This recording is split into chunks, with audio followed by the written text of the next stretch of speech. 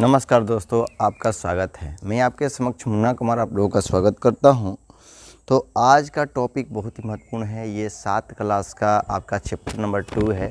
ठीक है, हम धीरे धीरे पढ़ रहे हैं, आसानी से पढ़ने का प्रयास करेंगे और समझने का प्रयास करेंगे। तो हम चैप्टर की बात करेंगे और एनसीईआरटी बुक सबसे बेस्ट माना जाता है। तो आज जो है ये सब सीरीज बाय सीरीज चल रहा है। आपने पहले वीडियो नहीं देखा तो एक बार ज़रूर देखिए, और हमारे चैनल से आप नए हैं तो एक बार ज़रूर आएँ और समझने का प्रयास करें। मैं वादा करता हूं कि आपको पूरा वीडियो समझ में आएगा। ठीक है, वीडियो के साथ साथ आप एक बार पेन और पेपर लेकर ही बैठें और समझने का प्रयास करें। आज हम अध्याय 2 को पढ़ेंगे और जानेंगे कि हमने संविधान कैसे बनाया। टॉपिक का नाम है, ठीक है, टॉपिक का नाम इधर हम कर लेते हैं। ठीक है, टॉपिक का नाम है हमने, ठीक है, हमने संविधान कैसे बनाया, कैसे बनाया। आइए हम जानेंगे कि हमने संविधान कैसे बनाया और इसके संविधान का अर्थ क्या होता है। इनकी विशेष बातों को आज हम इस वीडियो में देखेंगे। और एग्ज़ाम में कैसे क्वेश्चन पूछे जाते हैं, ये मत सोचिएगा कि सर आप 7 क्लास के बुक पढ़ा रहे हैं तो ये एग्ज़ाम में नहीं लड़ेगा।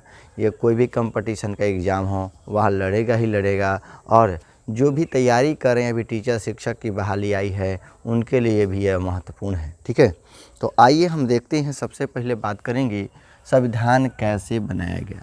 उससे पहले कुछ नोट में हम नोट करेंगे। NOT, नोट का मतलब होता है विशेष बात। जैसे भारत का प्रधान जो होता है कौन होता है, ऐसे क्वेश्चन पूछेगा कि भैया बताइए देश का प्रधान कौन होता है, पूछेगा देश का प्रधान कौन होता है। तो देश का प्रधान जो होता है वह होते हैं राष्ट्रपति। कौन होते हैं? राष्ट्रपति। कौन होते हैं? देश का प्रधान जो होते हैं वह राष्ट्रपति होते हैं। उसी प्रकार राज्य के, किसके? राज्य के प्रधान, राज्य के प्रधान कौन होते हैं? कौन होते हैं? होते हैं। तो राज्य के प्रधान जो होते हैं जिन्हें हम राज्यपाल कहा जाता है। क्या कहा जाता है भैया? राज्यपाल। याद रहेगा। यहाँ तक बातें समझ में आ रही है? कोई दिक्कत है? हमने देखा कि भैया नोट में देश के प्रधान कौन होते हैं? राष्ट्रपति। उसी प्रकार राज्य के प्रधान कौन होते हैं? राज्यपाल। ना कि देश के प्रधान PM होते हैं, ना कि राज्य के प्रधान CM होते हैं। बस समझ में आ रही है? कोई दिक्कत है? अब हम इनके बात करते हैं कि भाई इनमें सरकार होती है। क्या होती है? सरकार। और इनकी जो सरकार होती है, सरकार के 3 अंग होते हैं। सरकार के 3 अंग होते हैं। कितने अंग होते हैं भैया? 3 अंग। अब 3 अंग में क्या होता है ये हमने पहले वीडियो में बताया है, लेकिन फिर भी मैं आपको बताने का प्रयास कर दे रहा हूँ। सरकार में 3 अंग होते हैं। पहला का नाम है विधायिका,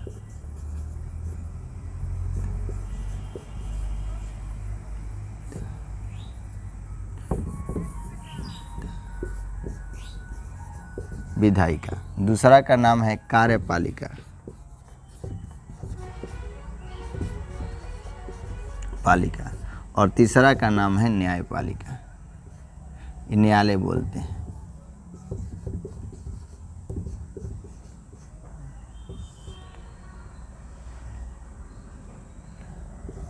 क्या बोलते हैं? न्यायालय।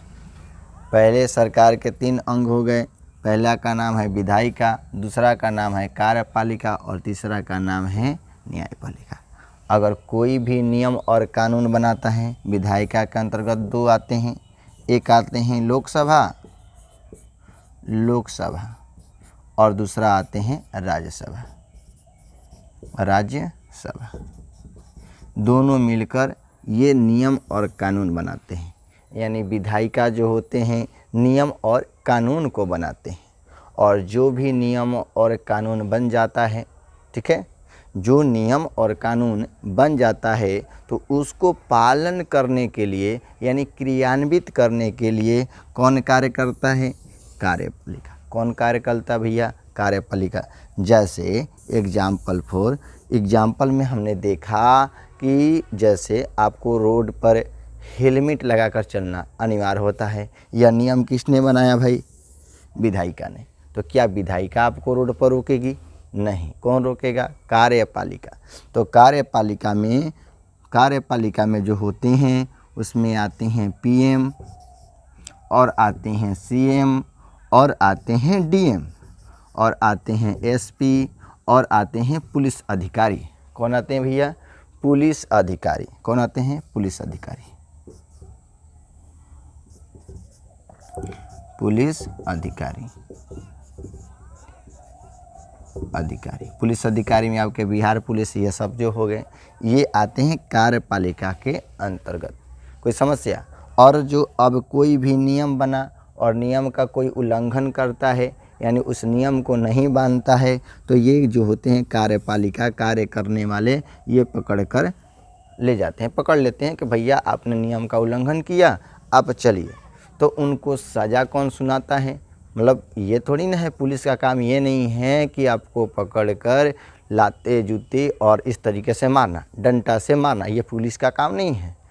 पुलिस का काम है कि सिर्फ गुनहगार है, वह गलती किया है तो उसको पकड़ के रखना और जज के सामने पेश करना। और उसका फैसला कौन सुनाता है? तो न्यायपालिका। कौन फैसला सुनाता है? न्यायपालिका। यहाँ तक बात समझ में आ रही है? तो न्यायपालिका जो है इसको फैसला को सुनाता है। यहाँ तक बात रही।